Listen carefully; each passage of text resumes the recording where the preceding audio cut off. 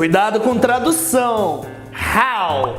Pense agora, mantenha a mente aberta e dá uma olhada. How tall, how far, how old, how much, how many. São várias funções para esse how. Se você traduzir ele como, você está limitando ele demais. How, com qualquer característica na frente, basicamente está perguntando quanto alguma coisa é daquilo. How tall are you? How fast is this car? How far is it? How far is it? Far, right? Distant. How far is it? Olha que jeito fácil e direto de perguntar as coisas.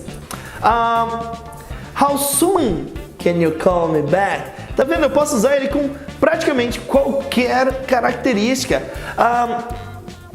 How blue is the sky today? Look how blue it is. Eu posso utilizar isso de diversas formas. E o how é uma ferramenta fantástica para você utilizar. Eu quero que você comece a praticar e utilizar esse cara sempre que você quiser uma informação sobre quanto alguma coisa é daquilo. How expensive is it? Você pode perguntar assim, tá joia? Tá aí, é uma ferramenta simples e se você não traduzir, manter a mente aberta para a intenção das palavras, tudo isso vai ficar cada vez mais fácil. Quer alguém para treinar você com isso?